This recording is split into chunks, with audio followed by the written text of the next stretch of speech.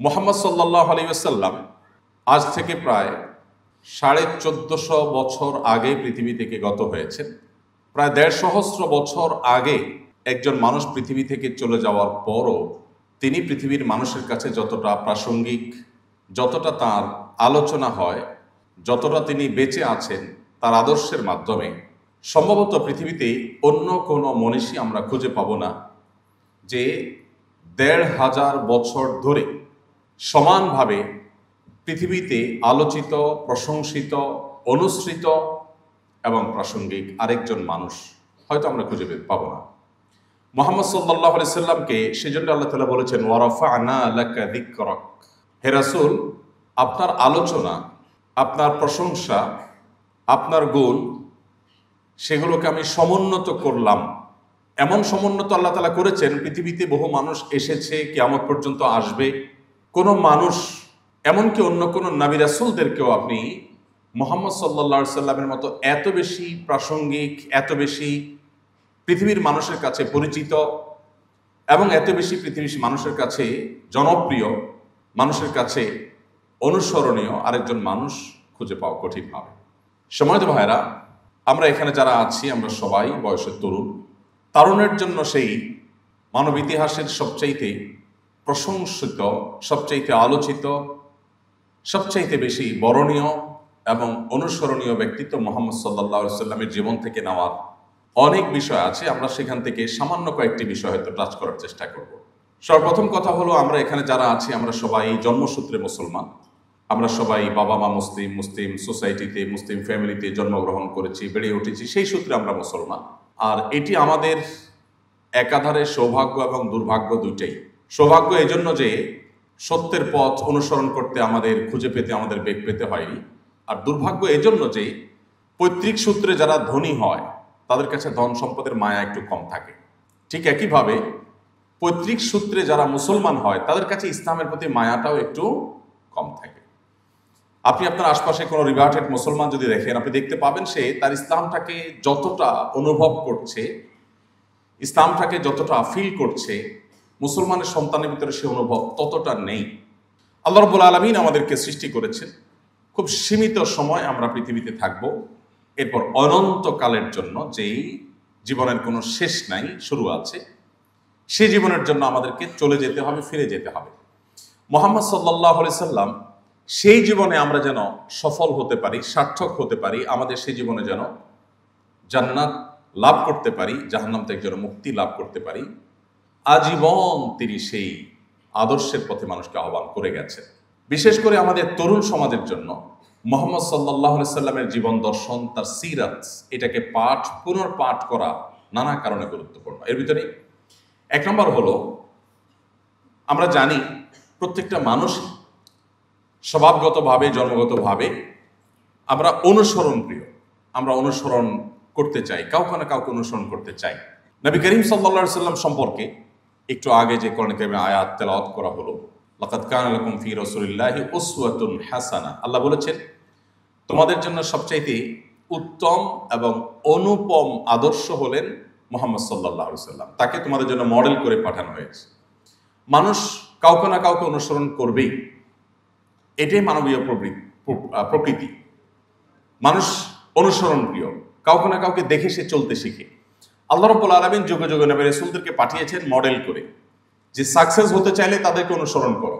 তাদের অনুসরণের বাইরে যত পদ্ধতিতে যাবে, মনে হবে সাকসেস হয়েছ, চূড়ান্ত যোগফল যখন দেখতে পাবে জীবনের শেষ প্রান্তে এসে, তখন তুমি অনুভব করবে যে তুমি আসলে যেটাকে সাকসেস মনে করেছো সেটা হয়তো তোমার সাকসেস নয়। তরুণরা চ্যালেঞ্জ নিতে চায় এবং তাদের সামনে অনেক চ্যালেঞ্জ থাকে। মুহাম্মদ সাল্লাল্লাহু আলাইহি সাল্লামের অনুসরণ জীবনের সমস্ত চ্যালেঞ্জ উতরে যাওয়ার জন্য সবচেয়ে বড় উজ্জ্বল উদাহরণ আমাদের সামনে। কারণ আমরা জানি মুহাম্মদ সাল্লাল্লাহু আলাইহি ওয়াসাল্লামের জীবনে যত বাধা এসেছে, তার জীবনে যত চ্যালেঞ্জ এসেছে, পৃথিবীর ইতিহাসে অন্য আরেকজন মানুষ আপনি দেখাতে পারবেন না যার জীবনে এত বাধা এসেছে। আমরা একটা কথা বাংলায় বলি, জনম দুঃখী চির দুঃখী। মুহাম্মদ সাল্লাল্লাহু আলাইহি সাল্লাম পৃথিবীর আলো দেখবার আগেই তার মমতাময়ী, তার স্নেহময় বাবাকে হারিয়েছেন। পৃথিবীর আলো দেখবার আগে, মাতৃগর্ভে থাকতেই বাবা দুনিয়া থেকে চলে গেছেন, মারা গেছেন। পৃথিবীর আলো দেখার পরপরই মায়ের দুধ খেয়ে এখনো শেষ করতে পারেননি, এর মধ্যেই তার মারও মৃত্যু হয়েছে। মা বাবা দুজনকে হারিয়েছেন যখন তিনি দুধের শিশু। এরপর তার জীবনে সবচেয়ে বড় অভিভাবকের জায়গাটা যখন দাদা আব্দুল মুত্তালিব তিনি সামলাচ্ছিলেন, ঠিক কৈশোরে থাকতেই সেই দাদা আব্দুল মুত্তালিবের ছায়াও তার কাছ থেকে সরে গেল, তিনিও মারা গেলেন। তার জীবনে সবচেয়ে কঠিন সময় যখন মক্কার মানুষদের বহুমুখী অত্যাচারের নিপীড়নে তিনি যখন অতিষ্ঠ, ঠিক এরকম কঠিন সময়ে তার দুটি ভরসার জায়গা, বাইরে চাচা আবু তালেব আর ভেতরে স্ত্রী খাদিজা রাদিয়াল্লাহু তাআলা আনহা, দুজনকে একই বছরে অলমোস্ট একই সঙ্গে হারিয়েছে। একের পর এক পায়ের নিচ থেকে মাটি সরে যাওয়া যেটাকে বলে, সেটা পৃথিবীতে আসছেন এই বিপদ মাথায় করে। পৃথিবীর আলো দেখবার আগেই বাবা নেই, এরপর একের পর এক পায়ের নিচ থেকে মাটিগুলো সরে গেল।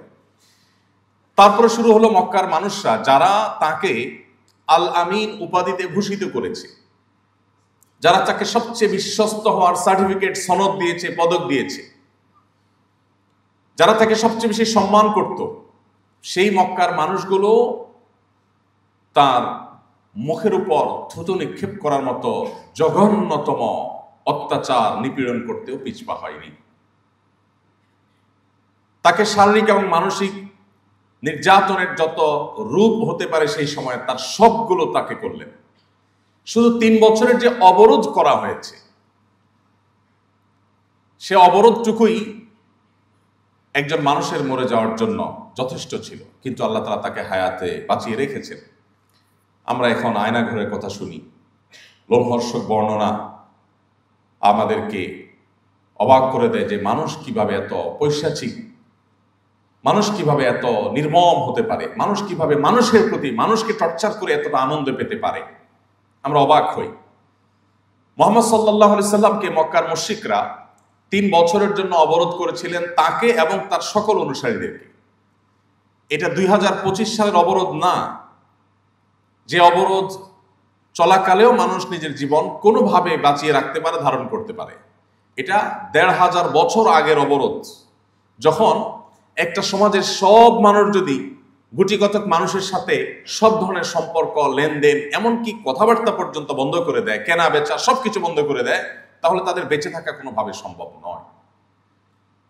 সেই রকম একটা সমাজে নবী করিম সাল্লাল্লাহু আলাইহি সাল্লামের জীবনে দীর্ঘ সময়ের অবরোধে তিনি সাহাবীদের নিয়ে মানবেতর জীবন যাপন করেছেন। সাহাবায়ে কেরাম একটা সময় এসে গাছের পাতা, কোন কোন বর্ণনাকারীরা বলছেন যে কোন পশু পাখির ছাল চামড়া শুকিয়ে গেলে গাছের পাতা, এগুলো খেয়ে তারা জীবন ধারণ করেছেন, কারণ কোনো খাবার ছিল না, তাদের কাছে কেউ কোনো খাবার বিক্রি করতো না। আর মক্কা সাধারণত খাদ্যশস্য অনেক বেশি উৎপাদন হতো না, মদিনায় হতো, বাইরে থেকে আমদানির উপর অনেকটা নির্ভর করতে হতো। তো এরকম একটা সমাজে কেউ বিক্রিও করতো না, কেউ কিনতো না, কোথাও ভ্রমণে যাবে কেউ সাথে নিত না, কেউ সঙ্গ দিত না। সেই সমাজ বাস্তবতায় এভাবে একটা মানুষ বেঁচে থাকা কঠিন। নবী সাল্লাল্লাহু আলাইহি সাল্লাম সেই সময়টা পার করলেন। এরপর তিনি মক্কায় থাকতে চেয়েছেন, কিন্তু না, তাকে মক্কায় থাকতে দেওয়া হলো না। হিজরত তার জীবনে আরেকটি অধ্যায় আসলো, তাকে মাতৃভূমি ত্যাগ করে চলে যেতে হলো মদিনায়। মদিনা মানুষজন খুব উৎসাহ উদ্দীপনার সাথে তাকে ওয়েলকাম করলেন, যে চলে আসুন আপনি, আপনাকে আমরা বরণ করে নেব। মক্কার এই নরধমেরা আপনাকে নির্যাতন নিষ্পেষণ করেছে, কিন্তু আমরা আপনাকে আশ্রয় দিব, আমাদের জীবন দিয়ে আমরা আপনাকে রক্ষা করব। তারা ওয়েলকাম করলো, কিন্তু না, এরপর নবী সাল্লাল্লাহু আলাইহি সাল্লামের শান্তি শুরু হয়নি। একের পর এক বদর, উহুদ, খন্দক, তাবুক, একটার পর একটা যুদ্ধ, আগ্রাসন, একের পর এক আক্রমণ, ষড়যন্ত্র তার উপরে চাপিয়ে দেওয়া হলো। জীবনে এমন একটি রাতও পাওয়া মনে হয় কঠিন হবে, যে রাত নবী করিম সাল্লাল্লাহু আলাইহি সাল্লাম দুশ্চিন্তা মুক্ত ভাবে তিনি ঘুমোতে পেরেছেন। এরপর তার যে আর্থিক সঙ্গতি সেটা বা অন্যান্য দিক আছে, সেগুলো আমরা আলোচনা নাই করলাম। জীবনে এত চ্যালেঞ্জ মোকাবেলা করে, এত চ্যালেঞ্জের বাধা ঠেলে ঠেলে, এত চ্যালেঞ্জের ওয়াল ঠেলে ঠেলে সামনে অগ্রসর হওয়া তো দূরের কথা, বেঁচে থাকায় যেখানে দায়, সেখানে মাত্র 10 বছর সময় পেয়েছেন মদিনায়, মাত্র 10 বছর। 10 বছরে মুহাম্মদ সাল্লাল্লাহু আলাইহি সাল্লামের আদর্শকে তখনকার পৃথিবীর সবচাইতে শক্তিশালী আদর্শ হিসাবে প্রতিষ্ঠা করে তারপর তিনি চিরতরে চোখ বন্ধ করেছেন। তাহলে আজকের তারুণ্য যদি চ্যালেঞ্জ মোকাবেলা শিখতে চায়, আজকের তারুণ্য যদি তার প্রতিটি পদে পদে যে সমস্ত চ্যালেঞ্জগুলো আসবে, বাধাগুলো আসবে, একটা একটা করে ডিঙিয়ে সে যদি সামনে অগ্রসর হতে চায়, তাহলে তাকে মুহাম্মদ সাল্লাল্লাহু আলাইহি সাল্লামকে পাঠ করতে হবে। তাহলে তাকে মুহাম্মদ সাল্লাল্লাহু আলাইহি সাল্লামের সিরাত অধ্যয়ন করতে হবে। কিভাবে একজন মানুষ সাফল্যের চরম শিখরে পৌঁছতে পারে, পৃথিবীর ইতিহাসে মুহাম্মদ সাল্লাল্লাহু আলাইহি সাল্লামের চাইতে উজ্জ্বল এবং উৎকৃষ্ট আরেকটি উদাহরণ আপনার খুঁজে পাওয়া কঠিন হবে। সময়ত ভাইরা, এই জন্যই তারুণ্যের জন্য নবী করিম সাল্লাল্লাহু আলাইহি সাল্লামের যে সমস্ত অবদান আছে তার মধ্যে একটা হলো যে তিনি আমাদেরকে জীবনে চ্যালেঞ্জ এবং বাধা উতরাবার পথ শিখিয়ে গেছেন হাতে ধরে। আপনি অবাক হবেন যদি আপনি সিরাত পাঠ করেন, যে কোনো একটা সিরাত গ্রন্থ আপনি শুরু থেকে শেষ পর্যন্ত পাঠ করেন, এমনকি অমুসলিমদের লেখা সিরাত গ্রন্থ যদি আপনি পাঠ করেন, আপনি অবাক হবেন যার জীবনে এত বাধা, এত শত্রুতা, এত ষড়যন্ত্র, প্রতিটা পদে পদে ভেতরের শত্রু বাহিরের শত্রু। মদিনা যখন আসলেন, ইহুদিদের সাথে করলেন ঐতিহাসিক শান্তি চুক্তি। ঐতিহাসিক মদিনায় একসাথে বসবাস করবে, তারা তাদের ধর্ম অনুসরণ করবে, মুহাম্মদ সাল্লাল্লাহু আলাইহি ওয়াসাল্লাম অনুসারীরা তাদের ধর্ম অনুসরণ করবে, শান্তিপূর্ণভাবে মদিনার সমাজে বসবাস করবে। চুক্তি হলো, কয়দিন পরে শুরু হলো তাদের ষড়যন্ত্র এবং শয়তানি। চুক্তি ভঙ্গ করে তারা গোপনে গোপনে আতাত করে করে মুসলমানদের শত্রুদের সাথে হাত মিলাতে শুরু করলো।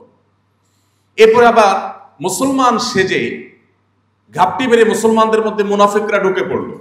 একদিকে মক্কার মুশরিকদের শত্রুতা, অপরদিকে মদিনার ভেতরের, একদিকে ইহুদিদের শত্রুতা, অপরদিকে মুনাফিকদের শত্রুতা। এত মুখী চ্যালেঞ্জ মোকাবেলা। এরপর আবার অর্থনৈতিক চ্যালেঞ্জ। মদিনা যে ফসলের উপর নির্ভর হতো, সেই ফসল উৎপাদন করা। আবার মক্কা থেকে এই যে হাজার হাজার সাহাবী যারা হিজরত করে এসেছেন, আজকের যুগে যারা আসে যাদেরকে রিফিউজি বলে, যদিও তারা রিফিউজি আজকের রিফিউজির মতো ছিলেন না, মুহাজির সাহাবীরা যারা মক্কা থেকে হিজরত করে আসলেন, তাদের অর্থনৈতিক মুক্তির ব্যাপার আছে। তাদের কিচ্ছু সাথে আনেন নাই, শুধুমাত্র এক কাপড়ে অনেকটা সবাইকে চলে আসতে হয়েছে।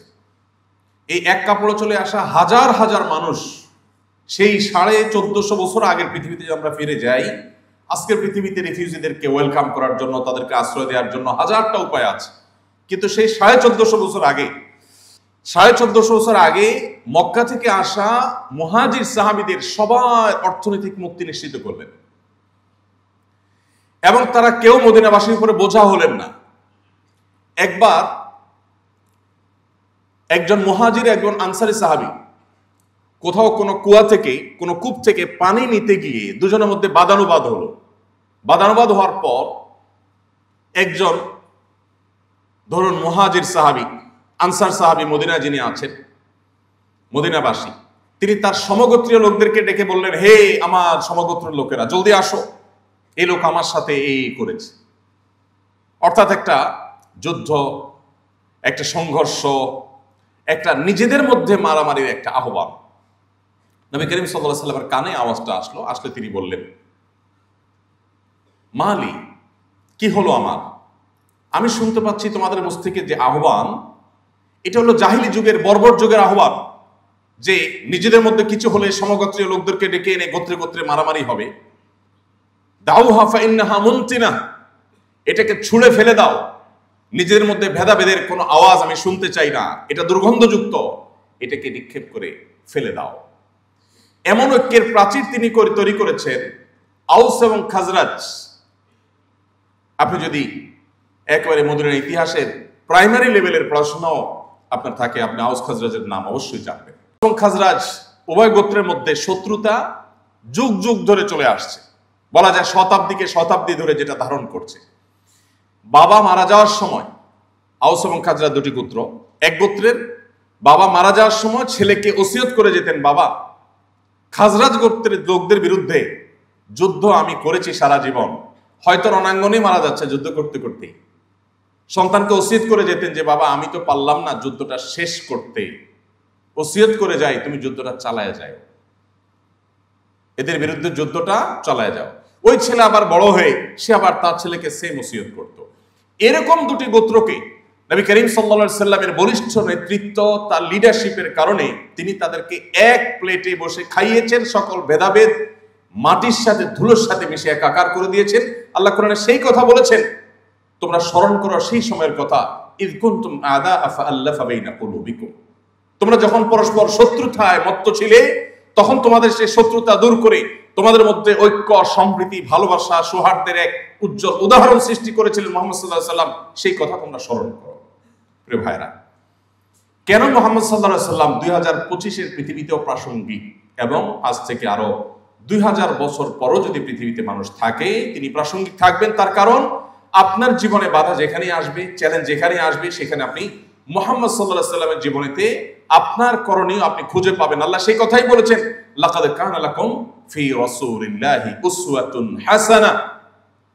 আজ আমরা বাংলাদেশের মানুষ হিসাবে আমরা যে সমস্ত সংকট, যে সমস্ত সমস্যার মুখোমুখি, আপনি প্রতিটি সমস্যা, প্রতিটি সংকটকে মুহাম্মদ সাল্লাল্লাহু আলাইহি সাল্লামের আদর্শের কষ্টি পাথর দিয়ে আপনি সমাধানের পথ আপনি আবিষ্কার করতে পারবেন, খুঁজতে পারবেন। কিভাবে তিনি ঐক্যবদ্ধ করেছেন, কিভাবে তিনি জাতিকে চ্যালেঞ্জ ওভারকাম করা শিখিয়েছেন। আমি যে কথাটি বলতে গিয়ে অন্যদিক চলে আসছিলাম, সেখানে আবার ফিরে যাচ্ছি। নবী সাল্লাল্লাহু আলাইহি সাল্লাম তার সিরাত যদি আপনি পাঠ করেন, আপনি দেখবেন এত বাধা যার জীবনে। আমি সে কথা বলতে গিয়ে, বাধা বলতে গিয়ে এদিকে এসেছিলাম, ইহুদিদের বাধা, মুনাফিকদের বাধা, এই সকল বাধা, এত চ্যালেঞ্জ, এত টেনশন, এত পেরেশানি, এত দুশ্চিন্তা যার জীবনে, বাধার পাহাড় মাথা নিয়েই যার জন্ম, সেই ব্যক্তি তার সম্পর্কে সাহাবীরা বলছেন, তার শিষ্যরা বলছেন, যারা তাকে দেখেছেন তারা বলেছেন যে তার দিকে যখনই তাকাতাম তিনি মুচকি হাসতেন। এত বাধা, এত টেনশন, এত পেরেশানি, এত শত্রুতা যার ব্যাপারে, সেই লোকটা তার দিকে তাকিয়ে কখনো এমন হয়নি যে তিনি গোমড়া মুখে আছেন, সবসময় তিনি হাসি মুখে থাকতেন।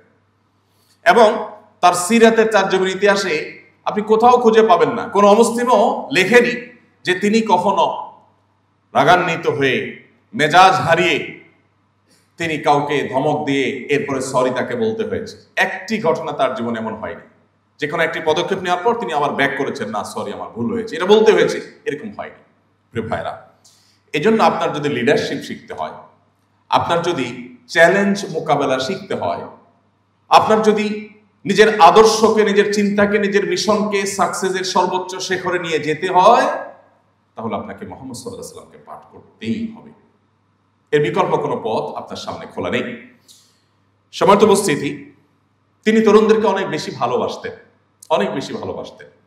তিনি তরুণদেরকে সম্বোধন করে, তাদেরকে অ্যাড্রেস করে বিভিন্নভাবে, বিভিন্ন হাদিসে অনেকগুলো কথা তিনি বলে গেছেন। তিনি কখনো কখনো বলেছেন, ইয়া মাশারাশ শাবাব, হে তরুণ সম্প্রদায়।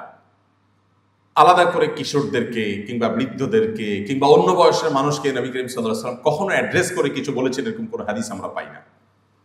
তিনি শুধুমাত্র এক শ্রেণীর, এক বয়সের মানুষকেই অ্যাড্রেস করে করে বিভিন্ন গুরুত্বপূর্ণ বক্তব্য দিয়েছেন, বার্তা দিয়েছেন, তাদেরকে নসিহা করেছেন।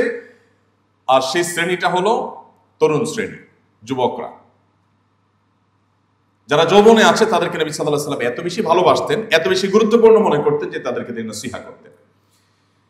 তার যে সভাসদ ছিল, তার যে পরামর্শক পরিষদ ছিল, সাহাবীদের মধ্যে তার কাছের সাহাবী যারা ছিলেন, তাদের মধ্যে আবু বকর, ওমর রাদিয়াল্লাহু তাআলার মতো সিনিয়র মানুষ যেমন ছিলেন, আলী, আব্দুল্লাহ ইবনে আব্বাস, আব্দুল্লাহ ইবনে মাসউদ এবং আবু হুরায়রা রাদিয়াল্লাহু তাআলা সহ টকবগে তরুণ সাহাবীদেরও ঠাসা অংশগ্রহণ তার মজলিসে ছিল।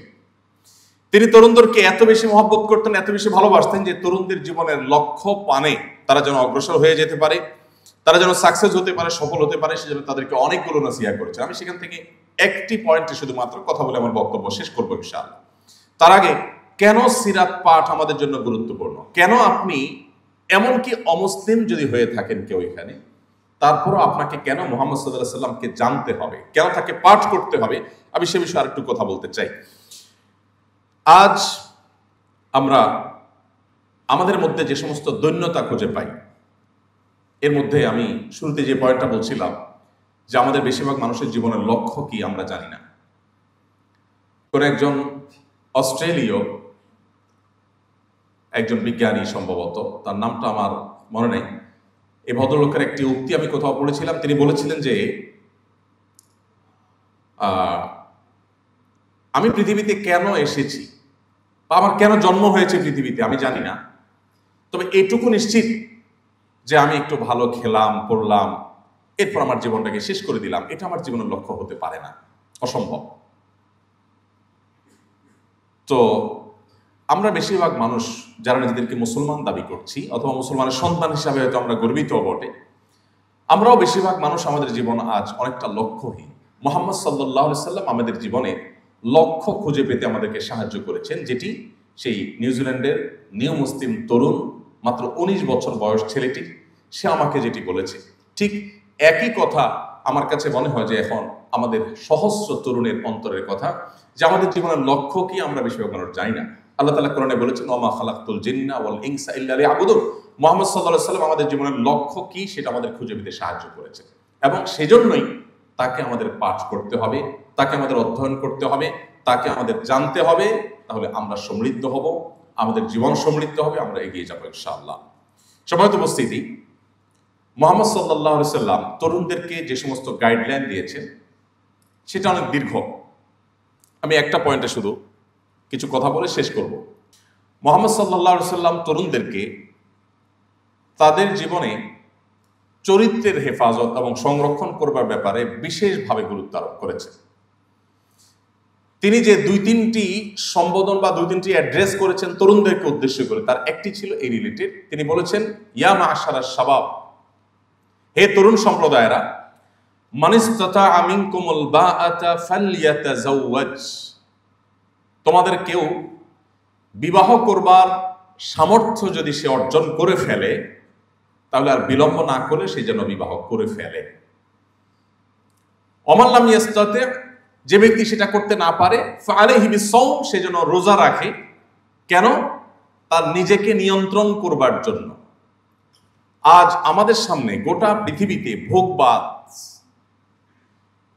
এটা এমন ভাবে আষ্টে পৃষ্ঠে আমাদেরকে বেঁধে ফেলেছে যে আমাদের জীবনের লক্ষ্য যেন ভোগ ছাড়ার কিছু নেই। মুহাম্মদ সাল্লাল্লাহু আলাইহি সাল্লামের পুরো জীবন অ্যানালাইসিস করলে আপনি তার জিস্ট খুঁজে পাবেন যে তিনি আমাদেরকে আসলে ত্যাগের শিক্ষা দিয়েছেন এবং ত্যাগের জন্য উদ্বুদ্ধ করেছেন, বিশেষ করে তরুণদেরকে। আপনারা ইসলাম বিশ্ববিদ্যালয় কুষ্টিয়ার প্রফেসর ডক্টর খন্দকার আব্দুল্লাহ জাহাঙ্গীর ভাইয়ের নাম হয়তো শুনে থাকবেন। অনেক বছর আগে তিনি রোড অ্যাক্সিডেন্টে মারা গেছেন। ডক্টর আব্দুল্লাহ জাহাঙ্গীর রাহমাহুল্লাহ একটি কথা বলতেন, সেই কথাটি হলো, তিনি বলতেন যে যেই জিনিসটা সৃষ্টিগতভাবে, জন্মগতভাবে, মূলগতভাবে যে জিনিসটা প্রমোটেড, সেটাকে যদি আরো প্রমোশন করা হয় তাহলে সেটা দুর্ঘটনায় পড়া নিশ্চিত। যে জিনিসটা আগে থেকে প্রমোটেড বা সৃষ্টিগতভাবে প্রমোটেড, সেটাকে প্রমোট আর করতে হয় না, ওইটাকে কন্ট্রোল করতে হয়। আর ইসলাম এই কন্ট্রোলের কথাই বলেছে। গোটা পৃথিবী দেখবেন যে সব ক্ষেত্রে দেখবেন তরুণদেরকে ভোগের কথা বলে, সবাইকে ভোগের কথা বলে, কেউ কন্ট্রোল করার কথা বলে না। ইসলাম আপনাকে কন্ট্রোল করার কথা বলবে। মুহাম্মদ সাল্লাল্লাহু আলাইহি সাল্লাম আপনাকে কন্ট্রোল করার কথা বলেছেন, যে আপনি নিজেকে নিয়ন্ত্রণ কিভাবে করবেন, নিয়ন্ত্রণ কেন করবেন, সেই জিনিসটা তিনি বুঝিয়েছেন এবং সারা জীবন তিনি এটার প্রতি আহ্বান করেছেন। একটা গাড়ি 80 কিংবা 100 স্পিডে এমনি চলছে, এটা প্রমোটেড, এমনি গতি সম্পন্ন। তাকে যদি পেছন থেকে আবার ধাক্কা দেওয়া হয় অথবা সামনে থেকে কোনো কিছু দিয়ে জোরে টান দেওয়া হয় তাহলে এই গাড়ি অ্যাক্সিডেন্ট করবে নিশ্চিত। একটা প্রচন্ড গতিসম্পন্ন গাড়ির গতিকে নিয়ন্ত্রণ করতে হয়, এটাকে ধাক্কা দিতে হয় না।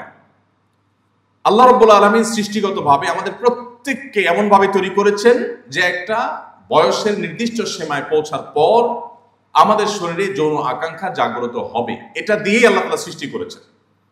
সো সৃষ্টিগতভাবে একটা সময় যৌন আকাঙ্ক্ষার তাড়না এটা মানুষকে তাড়াবে, অন্যান্য প্রাণীকে তাড়াবে, এটাই স্বাভাবিক, আল্লাহ এভাবেই সৃষ্টি করেছে। তাহলে সৃষ্টিগতভাবে যে জিনিসটা প্রমোটেড, এই জিনিসটাকে ইসলাম বলে, মুহাম্মদ সাল্লাল্লাহু আলাইহি সাল্লাম বলেন, এটাকে তোমাকে এখন কন্ট্রোল করতে হবে। যদি কন্ট্রোল করতে না পারো তাহলে দুর্ঘটনা, তাহলে অনাকাঙ্ক্ষিত অনভিপ্রেত বিষয় আশয় ঘটবে এবং যেটা তুমি প্রত্যাশা করবে না। আজ মুহাম্মদ সাল্লাল্লাহু আলাইহি সাল্লামের যে আদর্শটা মুসলিম তরুণ হিসাবে আমাদের জন্য খুবই গুরুত্বপূর্ণ, সেটি হলো একজন আদর্শ মুসলমান হওয়ার জন্য যা যা দরকার সেগুলোর পাশাপাশি আমাদের তারুণ্যকে, আমাদের যৌবনকে কলুষ মুক্ত রাখার চ্যালেঞ্জে এগিয়ে যাওয়া। আল্লাহ রাব্বুল আলামিন কোরআনে কারিমে বিভিন্ন জায়গায় আমাদেরকে পবিত্র থাকার জন্য উৎসাহিত করেছেন, অনুপ্রাণিত করেছেন। আমরা যেন নিজেদেরকে পবিত্র রাখি, আমাদের চরিত্রে যেন কালিমা না লাগে।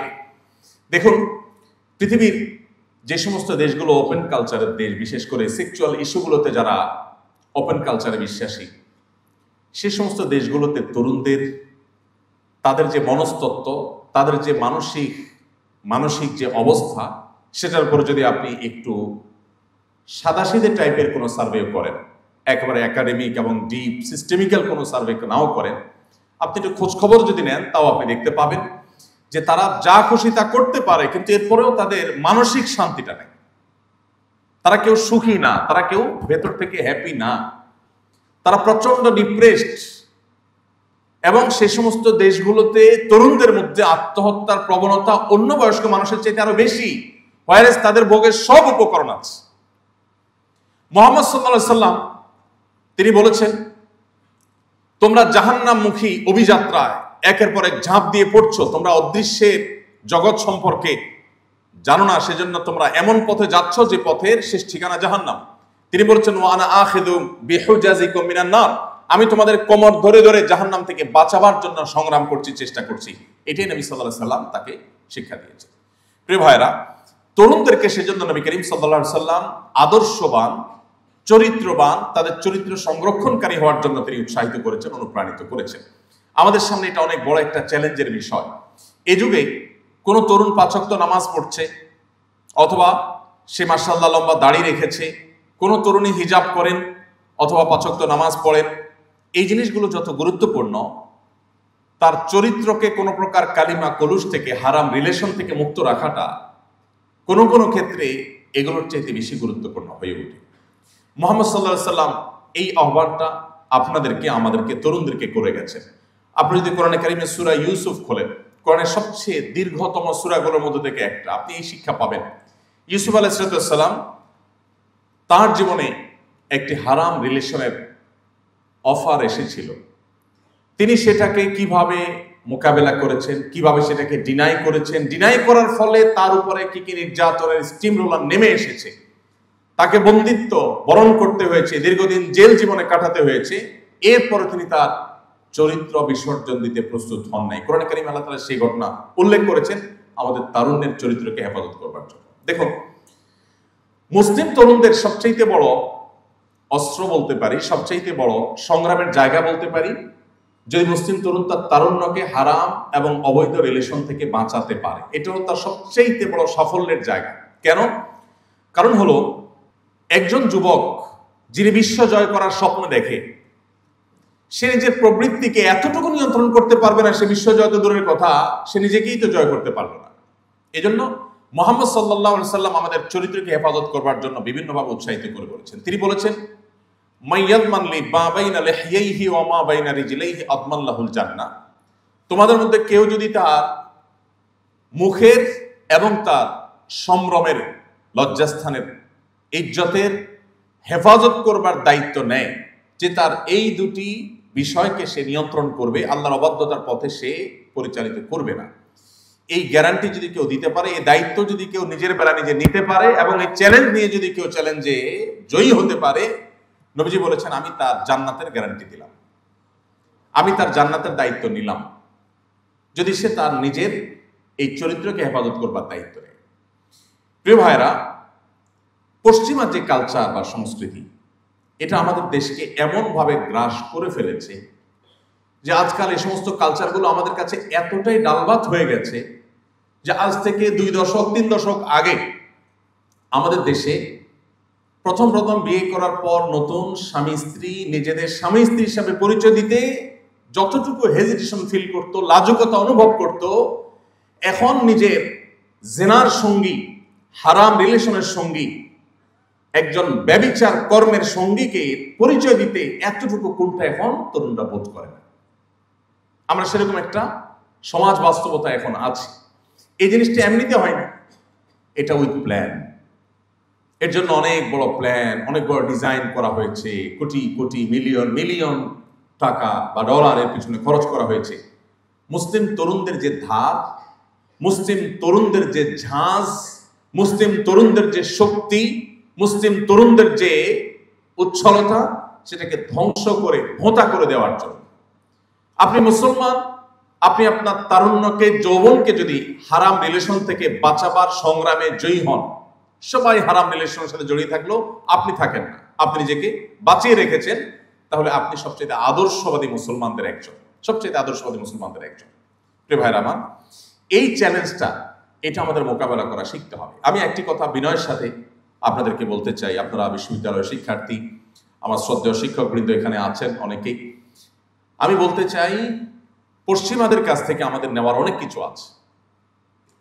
পশ্চিমাদের কাছ থেকে আমরা জ্ঞানে, বিজ্ঞানে, তথ্য প্রযুক্তিতে, অবকাঠামোতে, উন্নয়নে, প্রশিক্ষণে, অনেক কিছুতে আমরা পিছিয়ে আছি। ডেফিনেটলি এই সমস্ত বিষয়গুলো তাদের কাছ থেকে আমাদের নেওয়ার আছে, সো আমরা সেগুলো তাদের কাছ থেকে নেব। কিন্তু আমরা যদি তথ্য প্রযুক্তিতে, জ্ঞানে, বিজ্ঞানে তাদের চাইতে 100 বছর পিছিয়ে থাকি, তাহলে পারিবারিক বন্ধনে, দাম্পত্য সুখে আমরা তাদের চাইতে 200 বছর এগিয়ে আছি। আপনি পৃথিবীর সমস্ত উন্নত দেশে একটু চোখ মেললে দেখতে পাবেন যে আমাদের এখানে, আমি শুধু মুসলমানদের কথা বলছি না, আমি আমাদের সাবকন্টিনেন্টের কথা, আরো স্পেসিফিক করে আমাদের বাংলাদেশের কথা যদি বলি, তো আমাদের এই অঞ্চলে আপনি মুসলমান, হিন্দু, খ্রিস্টান, বৌদ্ধ, আমাদের এখানে সামাজিক যে সংস্কৃতি, আমাদের যে সামাজিক সৌন্দর্য, এই সামাজিক সংস্কৃতিতে আপনি দেখবেন স্বামী স্ত্রী পরস্পরকে যতটা ভালোবাসেন, স্বামী স্ত্রীর মধ্যে বোঝাপড়া যতটা ভালো, উন্নত দেশগুলোতে এটা কল্পনাও করা যায় না। আমি মাসখানেক আগে একটি উন্নত দেশে একজন বাংলাদেশি, যিনি বুয়েটিয়ান, ফজর নামাজ পড়ে তার বাসার সামনে গেলাম, তো পাশে একজন বৃদ্ধ মানুষ, যিনি খ্রিস্টান, ওই দেশের নাগরিক। তো তার সাথে পরিচয় হলো, আমাদের বাংলাদেশি সেই ভাইয়ের নেইবর, তার প্রতিবেশী, আমাকে পরিচয় করায় দিলেন। তো লোকটা দেখলাম ভোরবেলা একটা মাইক্রোবাসে করে আসলেন, নামলেন, গায়ে ধুলো ময়লা। আমি জিজ্ঞেস করলাম, এত ভোরে আমরা ফজর পড়ে আসলাম, আর উনি এই টাইমে আসেন কোত্থেকে? বললেন যে সে কোনো কাজ থেকে আসছে, কাজে গেছে, রাজমিস্ত্রি টাইপ কোনো কাজ টাজ করে। তো আমাকে ভদ্রলোক, বাংলাদেশি ভদ্রলোক বললেন যে আমার পাশে এই ভদ্রলোক আছে, আজকে এই বাসায় তিনি 20 বছর বসবাস করেন, তার কোনো ফ্যামিলি মেম্বার নাই, তিনি একা থাকেন, বয়স 65-70 এরকম কাছাকাছি হবে। এরকম একজন বৃদ্ধ মানুষ, তিনি বসবাস করছেন একা একা, তার বাসায় কোনো মানুষজন নেই, নিজে রান্না বাড়া করেন, নিজে কাজ করেন, নিজে খান, পরে। তো আমাকে ওই বাংলাদেশি ভাই বললেন যে এই যে লোকটা একাকী থাকে, তার বাসায় একটা রাইফেল আছে, লাইসেন্সওয়ালা, আমি সবসময় ভয়ে থাকি কখন সে আত্মহত্যা করে, এবং তাকে আমি প্রায় সময় পাহারা দিই, এবং তাকে বলি, খবরদার, তুমি কিন্তু একজন খ্রিস্টান, তুমি গডে বিশ্বাস করো, সো তুমি কিন্তু আত্মহত্যা করতে পারো না, ইত্যাদি আমি তাকে সবসময় বোঝানোর চেষ্টা করি। তো আমি কৌতূহলী হয়ে জিজ্ঞেস করলাম, আচ্ছা, লোকটার ফ্যামিলি কোনো সদস্য নাই, একা একা, বুড়ো মানুষ, 20 বছর এখানে এভাবে, এটা কিভাবে সম্ভব? আমাদের বাংলাদেশে এটা তো কল্পনাও করা যাবে না। মুসলমান তো বটেই, হিন্দু, খ্রিস্টান, বৌদ্ধ, বাংলাদেশে আমরা যারাই বসবাস করি, আমাদের এখানকার কালচার এটা তো কল্পনাও করা যায় না যে একজন বৃদ্ধ মানুষ একা একা 20 বছর একটা করে কাটায়, এবং 60-65-70 বছর বয়সে রাজমিস্ত্রি কাজ করে এসে ভোরবেলা এসে সে রান্না বাড়া করে তারপর খাওয়া দাওয়া করবে, এটা আমরা চিন্তাও করতে পারি না। বলেন তো কাহিনী কি? তখন আমাকে সে ভদ্রলোক বললেন যে তারা তো আসলে পরিবার ব্যবস্থাপনা তাদের এমনটাই ভেঙে পড়েছে যে কেউ কারোর সাথে থাকবে, এটা তাদের জন্য অলমোস্ট অসম্ভবের মতো। কেন আরেকজনের সাথে থাকবে? সে স্বাধীন, বিয়ে করবে, বিয়ে করলে সে ফেঁসে যাবে, কারণ যদি বিচ্ছেদ হয়, বিয়ে যদি 3 বছর লাস্টিং হয়, বিচ্ছেদ হয়ে গেলে, এটা প্রায় বেশিরভাগ উন্নত দেশেরই আইন একরকমই, যে সম্পদের অর্ধেক তাকে দিয়ে দিতে হবে। তো বাবা এত কষ্ট করে তার সম্পদের অর্ধেক দিয়ে লাভ কি? আর বোঝাপড়া তো কারোর সাথে কারোর বোঝাপড়া নেই, এত বেশি স্বাধীন তারা যে স্ত্রীরও কয়েকটা করে বয়ফ্রেন্ড আছে, আর ওই পুরুষ লোকটারও কয়েকটা করে, স্ত্রীরও কয়েকটা করে বয়ফ্রেন্ড আছে, আর স্বামী লোকটারও কয়েকটা করে গার্লফ্রেন্ড আছে, কিচ্ছু বলার নাই, স্বাধীন। দেখুন, গোটা পৃথিবী আপনাকে বলবে তুমি একজনের সাথে রিলেশনে আছো, বৈবাহিক সম্পর্ক হোক আর হারাম সম্পর্ক হোক, একজনের সাথে তুমি সম্পর্কে আছো, এই অবস্থায় তুমি আরেকজনের সাথে সম্পর্ক করতে পারো না। সব সমাজ এটাকে খারাপ ভাবে দেখে, কেন খারাপভাবে দেখে পড়েন? কি যুক্তি আছে? একজন মানুষ তো স্বাধীন, তিনি কারোর সাথে রিলেশনে আছেন, স্বামী বা স্ত্রী, অথবা অবৈধ বিবাহ বহির্ভূত সম্পর্ক আছে, একই সময়ে তিনি অন্য আরেকজনের সাথে যদি সম্পর্ক রাখেন তলে তলে, এটাকে পৃথিবীর সব সমাজ খারাপ মনে করে, অপরাধ মনে করে। কেন? কারণ মনে করা হয় যে তাহলে জীবন সঙ্গী বা যার সাথে এখন তিনি আছেন তার সে সঙ্গী বা সঙ্গিনীর সাথে প্রতারণা করা হয়, এই জন্য, তাই না? ইসলাম এর চাইতে আরো এক কাঠি এগিয়ে। কিভাবে? ইসলাম বলে তোমার জীবনে যে জীবন সঙ্গী বা সঙ্গিনী আসবেন, কাউকে আল্লাহ তোমার জন্য লিখে রেখেছেন, তোমার তাকদীরে আছে, তিনি যেই হন না কেন, তার জন্য তোমার পুরো যৌবনকে, প্রতিটা দিন, প্রতিটা রাত, প্রতিটি ঘন্টা, তোমার প্রতিটি সেশনকে পাহারা দিয়ে দিয়ে তার জন্য তুমি তোমার নিজেকে সেভ করতে হবে। যদি না করো তাহলে তোমার জীবনে অনাগত জীবন সঙ্গী বা সঙ্গিনীর সাথে তুমি প্রতারণা করলে, কারণ তুমি তার আগে কাউকে তথাকথিত ভালোবাসা আদান প্রদানের নাটক অভিনয় করলা, আর যথাসময়ে তোমার জীবন সঙ্গী যে আসলো, সঙ্গিনী যে আসলো, তার সাথে তুমি নাটক অভিনয় করলা, তার দিন শেষে তুমি প্রতারণা করলা। পৃথিবীর মানুষ যেটাকে প্রতারণা মনে করে, ইসলাম সেটাকে আরো এক কদম আগ বেড়ে প্রতারণা সাব্যস্ত করে এবং সেটাকে আমাদের জন্য নিষেধ করে। এই জন্য ভাইরা, এটা একটা বেটাগিরির ব্যাপার।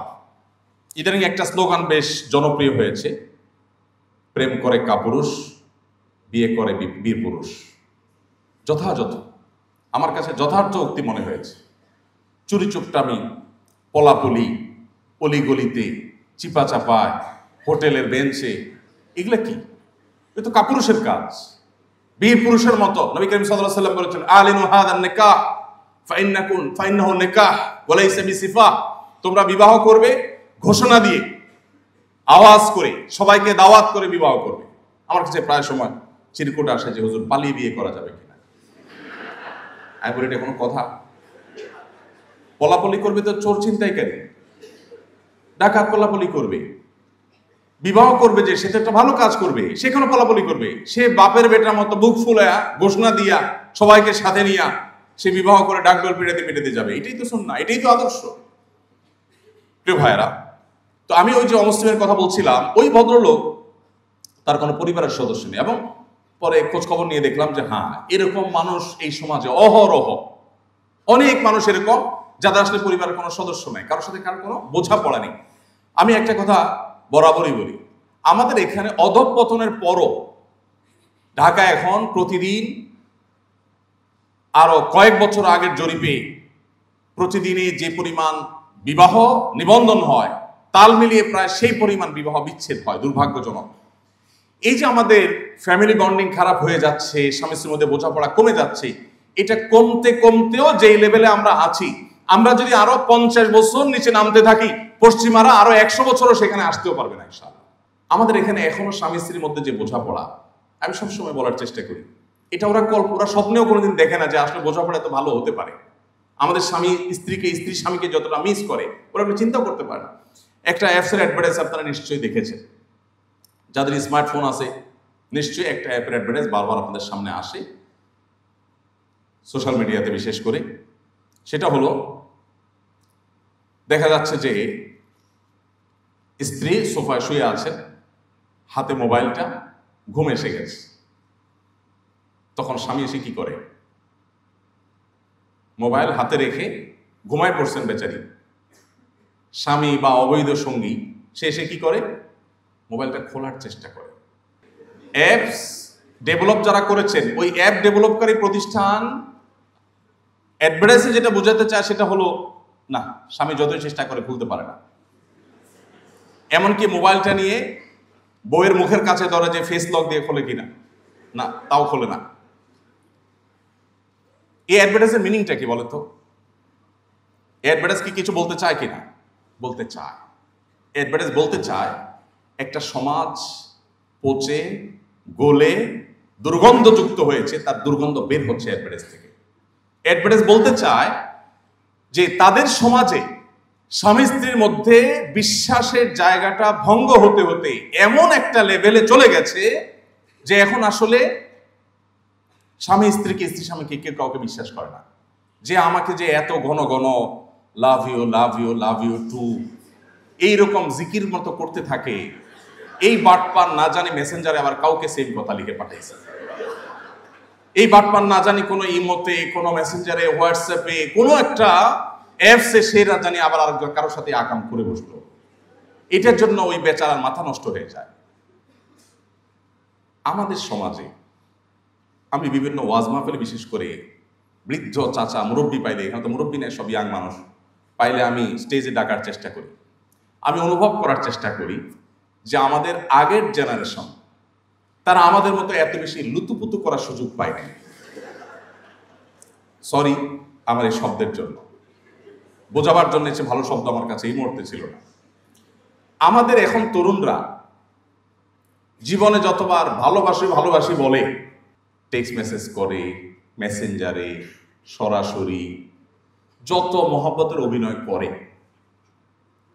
আমাদের আগের জেনারেশন বাপ চাচারা যারা ছিলেন তারা এগুলো তো অনেক পরের কথা। আমি গ্রামের ছেলে, গ্রামে বড় হয়েছি, গ্রামীণ সে আবহাওয়া আমার চোখের সামনে ভাসে।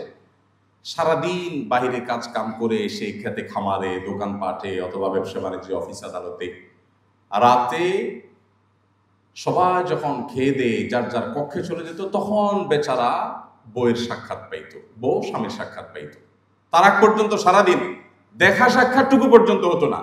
দেখা সাক্ষাৎ হলো, না দেখার ভান করে একজন আরেকজনকে ক্রস করে চলে যেত। কারণ কথা বললে আবার সমাজের মানুষ জাহেল মূর্খরা আবার কে কি মনে করে বসে, আরেক মুসিবত। এই যে অবস্থা, যে বেচারারা আমাদের মধ্যে এত লাভ, এত ভালোবাসা আদান প্রদান করার স্কোপই পায় নাই, তাহলে তো এদের ভালোবাসা দুর্ভিক্ষ হওয়ার কথা না। কিন্তু বাস্তবতা হলো যে তাদের ভালোবাসা আমাদের চাইতে এত মজবুত যে আমি সবসময় বলি যে আমাদের আজকালকার তরুণদের তথাকথিত এই ভালোবাসাটা হলো মেড ইন চায়না, আর তাদেরটা হলো মেড ইন জাপান। এই পরিমাণ স্ট্রং। আপনি যদি এখন একজন তরুণকে বলেন, মাত্র বিয়ে করছে, যদি বলেন ভাই মনে কিছু না করলে একটা কথা বলি, বলে কি কথা? যদি বলেন যে ভাই ভাবিকে দেখছি কার সাথে যেন হাঁটতেছে হাত ধরে। কোথায় দেখছে? ভাই নিউ মার্কেটের দিকে দেখছিলাম। আরে বলেন কি, কবে দেখছেন আপনি? এই যে রিসেন্ট। তাহলে যে কোনো যুবক স্ত্রীর প্রতি অনেক বিশ্বাস থাকলে হয়তো পাত্তা দিতে চাইবে না, কিন্তু মনের ভিতরে একটা ঠিকই সন্দেহের দানা বাঁধবে যে আসলে কি, আমি কি তাহলে কি অজাগায় আমার এই ভালোবাসা বিলিয়ে বেড়াচ্ছি কিনা, কাহিনী কি? কিন্তু একজন বৃদ্ধ মানুষ 50-60 বছর বয়স, তাকে যদি বলেন চাচা চাচিরি দেখছি কার সাথে জানি ফোনে কথা বলতেছে, তাহলে তার শরীরের সমস্ত শক্তি সঞ্চয় করে আপনার গাড়িটা চড় বসাই দিবে। কেন বলেন তো? কারণ হলো চাচা নিশ্চিত যে তার স্ত্রী এটা করতে পারে, সেটা কল্পনাও করা যায় না।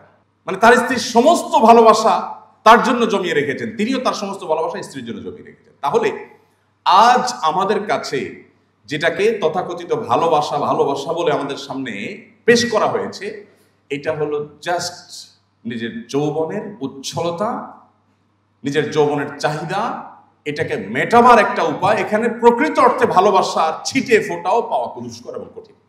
আচ্ছা, এটা তো অনেক দূরে হয়ে যায় যে আগের জেনারেশন আর এখনকার জেনারেশন। আরেকটা কম্পেয়ার আমরা খুব একেবারে আমাদের চোখের সামনে থেকে করি। আমাদের এখানেও আপনারা অনেকে বিবাহিত আছেন, আর অনেকে অবিবাহিত কিন্তু হারাম রিলেশনে হয়তো আছেন। আপনারা না থাকেন, আপনাদের আশেপাশে কেউ আছে, দেখেন আপনারা আপনাদের ভার্সিটিতে হয়তো আছে। আমি শুধু অনুরোধ করবো একটা কম্পেয়ার করার জন্য। যে বিবাহ করে বিবাহিত দম্পতি স্বামী স্ত্রী, তারা তাদের মধ্যে ভালোবাসি একে অন্যকে, এই কথা তারা বেশি বলে, নাকি অবিবাহিত হারাম রিলেশন যারা করছে সেই তথাকথিত প্রেমিক প্রেমিকা তারও ভালোবাসার কথা বেশি বলে? কারা বলে? বিবাহিত দম্পতি না অবিবাহিত? কারণ কি? কারণ নকল জিনিস চকচক একটু বেশি করে। কোন সন্দেহ আছে? মুখ দিয়ে ফেনা তুলে ফেলা হবে। ভালোবাসি বলতে বলতে বলতে বলতে মানে মনে হয় যে সে ফিদা হয়ে যাবে, অথচ 6 মাস বা 1 বছর যাইতে গিয়ে দেখা যায় ব্রেকআপ, আরেকজন হাত ধরে চলে গেছে। কোথায় চলে গেলে এত সব ভালোবাসাবাসি? আবার যে ওখানে যে একই জিকির, তার সাথে আবার সেম জিকির। এই পুরো আয়োজনটা শয়তানের অনেক বড় একটা আয়োজন। এটা সিরিয়াস ইস্যু, হাসির ইস্যু না। কোন যুবক যদি তার যৌবনকে নিয়ন্ত্রণ করবার সংগ্রামে জয়ী হতে পারে, তাহলে তার দ্বারায় আল্লাহ চাহেন তো অন্য সব ক্যাপাবিলিটি অর্জন করলে তার দ্বারা বিশ্বজয় করাও সম্ভব। আর যদি কেউ তার যৌবনের এইটুকু জিনিসকে নিয়ন্ত্রণ করতে না পারে, আমি এটাকে বলি ডায়রিয়া রোগীর সাথে কম্পেয়ার করি। আমি ডায়রিয়ার রোগী লুজ মোশন হয়, হতে হতে হতে হতে একটা পর্যায়ে সে ডায়রিক হয়ে যায়, তার আসলে নিয়ন্ত্রণ করবার ক্ষমতা আর থাকে না, সে যেখানে সেখানে তার কাপড় চোপড় খারাপ হয়ে যায়। ঠিক একই অবস্থা যারা বিবাহ পর্যন্ত অপেক্ষা করতে প্রস্তুত না, যেখানে যা দেখে সেখানে সে কাইত হয়ে যায়, সেখানে লাভ ইউ শুরু করে দেয়। আমি বলি এটা হলো ডায়রিয়ার রোগীর মতো। নিয়ন্ত্রণ হারিয়ে ফেলেছে সে, তার নিজের প্রতি কন্ট্রোল নাই। আল্লাহ রাব্বুল আলামিন আমাদেরকে এমন একটা দিন দিয়েছেন যে দিন আমাদেরকে সবসময় কন্ট্রোল করার ট্রেনিং দেয়। কন্ট্রোল, আল্লাহ বলেছেন কুল্লিল মুমিনিনা ইয়াগুদ্দু মিন আবসারিহিম ওয়া ইয়াহফাযু ফুরুজাহুম। ভার্সিটিতে পড়েন, ছাত্ররা ছাত্রীরা তাদের চোখের সামনে হারাম বহু দৃশ্য এসে পড়ে, নিজেকে নিয়ন্ত্রণ করা কঠিন হয়ে যায়। আল্লাহ বলেছেন হে ঈমানদার, নারী এবং পুরুষ আলাদা আলাদা অ্যাড্রেস করে আল্লাহ বলেছেন। প্রথম পুরুষদেরকে বলেছেন, এরপর নারীদেরকে বলেছেন তোমরা তোমাদের দৃষ্টিকে সংযত রাখবে, অবনত করবে, কন্ট্রোল করবে। কেন? কারণ তুমি যদি কন্ট্রোল না করো তাহলে তোমার মনোজগতে অস্থিরতা কাজ করবে, আর এই অস্থিরতার ফলে তোমার ভেতরের পশুত্ব, পাশবিকতা এটা জেগে উঠবে। যখন জেগে উঠবে তখন তুমি নানাবিধ অপরাধে, নানাবিধ অন্যায়, নানাবিধ গুনাহে তুমি জড়িয়ে যাবে। এই জন্য নবী করিম সাল্লাল্লাহু আলাইহি সাল্লাম তরুণদের জন্য খুবই বিশেষভাবে তাদেরকে ডেকে আলাদা করে অ্যাড্রেস করে বলেছেন ইয়া মাশারাশ শাবাব, হে তরুণ সম্প্রদায়েরা। চরিত্র হেফাজত করবার জন্য বিবাহের সক্ষমতা অর্জন করবার পর বিবাহ করে ফেলবে, তার আগে বিবাহ করার সক্ষমতা হওয়ার আগ পর্যন্ত নিজেকে কন্ট্রোল করার যেত ওয়ে হতে পারে সেগুলো অবলম্বন করবে, কিন্তু খবরদার চরিত্রকে নষ্ট করবে না। আপনারা জানেন একটি বিখ্যাত হাদিস রয়েছে, নবী সাল্লাল্লাহু আলাইহি ওয়াসাল্লাম বলেছেন 7 শ্রেণী মানুষকে আল্লাহ তাআলা আরশের নিচে ছায়া দেন। এই 7 শ্রেণী মানুষের মধ্যে 2টি শ্রেণী শুধু ইয়াংদের জন্য রিজার্ভ। তার একটা হলো নবী সাল্লাল্লাহু আলাইহি ওয়াসাল্লাম বলেছেন শাবুন নাশাআ ফি ইবাদাতিল্লাহ, যে যুবক তার যৌবনকে আল্লাহর ইবাদতে কাটায়, এই যুবকের আল্লাহ রাব্বুল আলামিন কিয়ামতের ভয়াবহ দিনের ভয়াবহতা থেকে সেফ রাখবেন। যখন নবী রাসূলরাও পেরেশান থাকবেন, এরকম একটা দিনে যেই যুবক তার যৌবন বয়সে নামাজ কালাম পড়েছে, ভালো কাজ করেছে, নেক কাজ করেছে, আল্লাহর বাধ্যগত থেকেছে, হারাম কাজে যায় নাই, আল্লাহ তাআলা এই যুবককে পুরস্কার স্বরূপ জান্নাত কিয়ামতের ভয়াবহতম দিনে তার আরশের নিচে বিশেষভাবে আল্লাহ তাআলা ছায়া দিবে এবং ভিআইপি প্যান্ডেলে রাখবেন। দ্বিতীয়ত হলো নবী সাল্লাল্লাহু আলাইহি ওয়াসাল্লাম বলেছেন রাজুলুন দাআতহু ইমরাআতুন যাতু মানসাবিন ওয়া জামাল।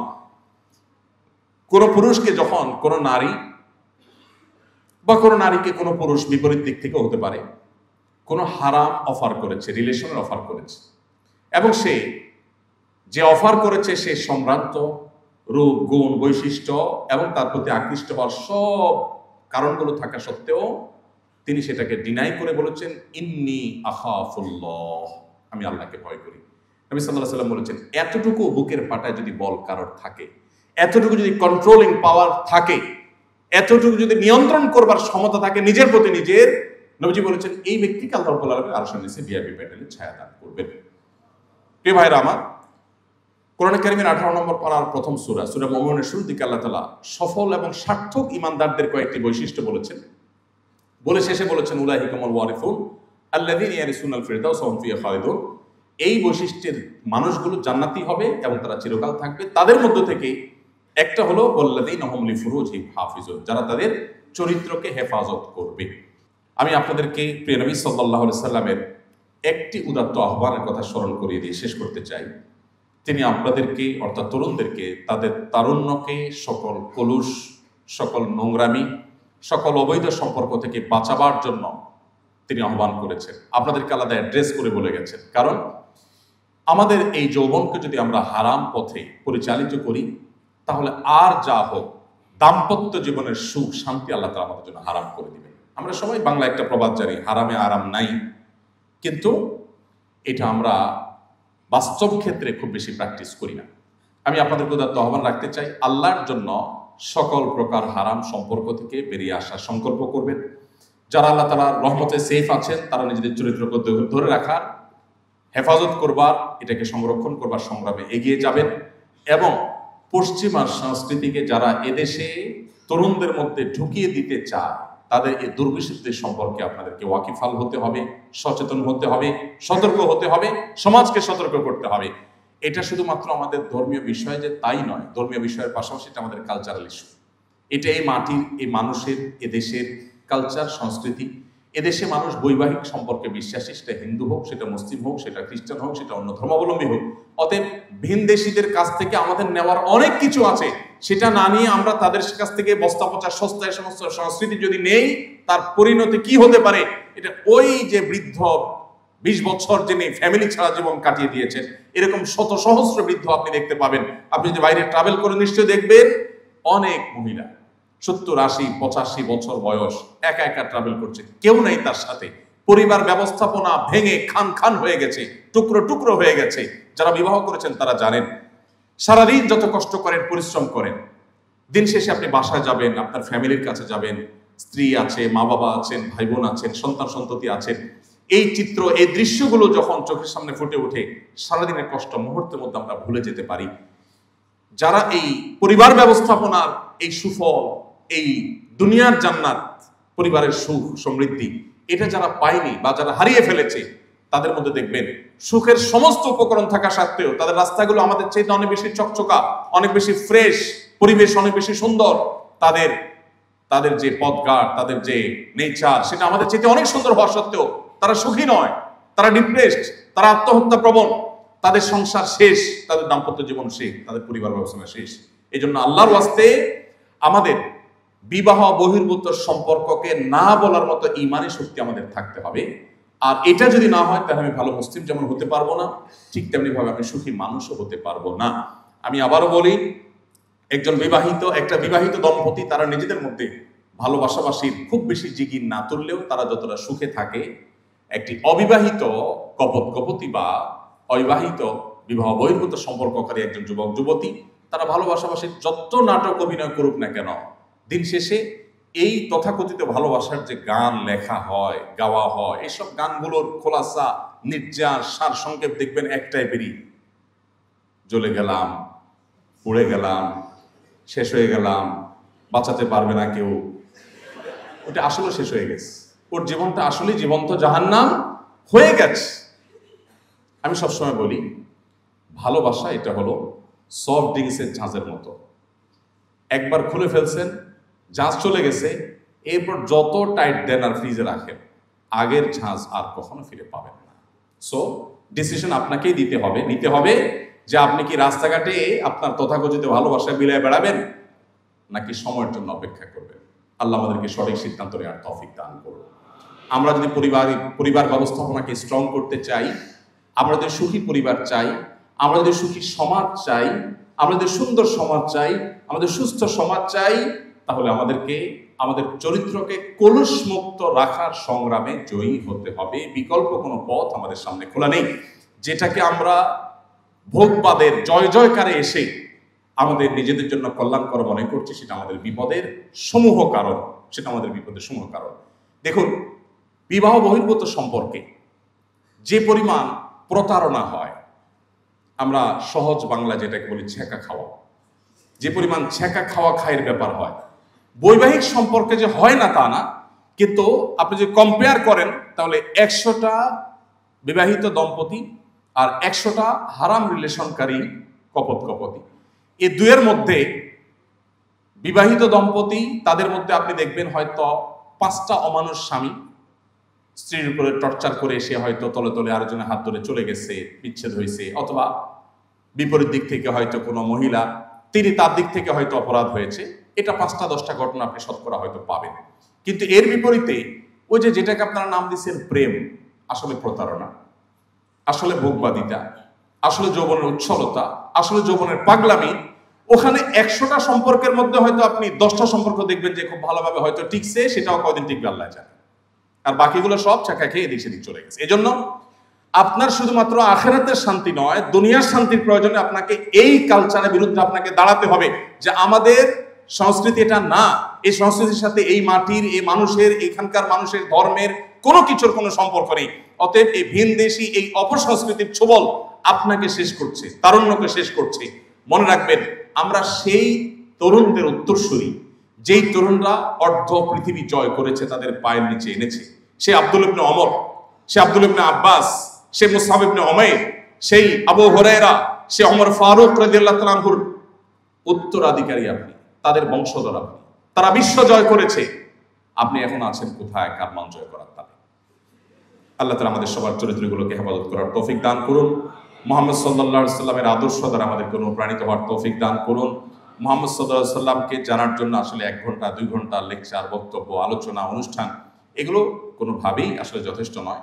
আমি আপনাদেরকে উদাত্ত আহ্বান রাখতে চাই, আপনি একজন স্বপ্নবাজ মানুষ হিসাবে, স্বপ্নবাজ তরুণ তরুণী হিসাবে আপনি জীবনে একটি বারের জন্য হলেও আমি আপনাকে অনুরোধ করব, মুহাম্মদ সাল্লাল্লাহু আলাইহি সাল্লামের জীবনের শুরু থেকে শেষ পর্যন্ত যে কোনো একটা সিরাত গ্রন্থ আপনি একবার হলেও পড়ুন। আমি বিশ্বাস করি আপনি মুসলমানের সন্তান হিসাবে যদি প্রিয় নবী সাল্লাল্লাহু আলাইহি সাল্লামের জীবনের শুরু থেকে শেষ পর্যন্ত একবার পড়েন, আপনার ঈমানের মিটা তরতর করে উপরে উঠতে থাকবে। আপনি ইসলামটাকে অনুভব করবেন, ইসলামের স্বাদ তৃপ্তি অনুভব করবেন। কেন তাকে আপনি অনুসরণ করবেন, সেই কজ, সেই যৌক্তিকতা আপনি খুঁজে পাবেন প্রতিটি লাইনে, প্রতিটি পৃষ্ঠা পৃষ্ঠা। আল্লাহ তাআলা আমাদের সবাইকে সেই তৌফিক দান করুন। সিরাত গ্রন্থ অধ্যয়ন করা, নবী সাল্লাল্লাহু আলাইহি সাল্লামকে জানার চেষ্টা করার এই উদাত্ত আহ্বান রেখে আমি শেষ করছি। আস-সুন্নাহ ফাউন্ডেশন, উম্মার স্বার্থে সুন্নাহর সাথে।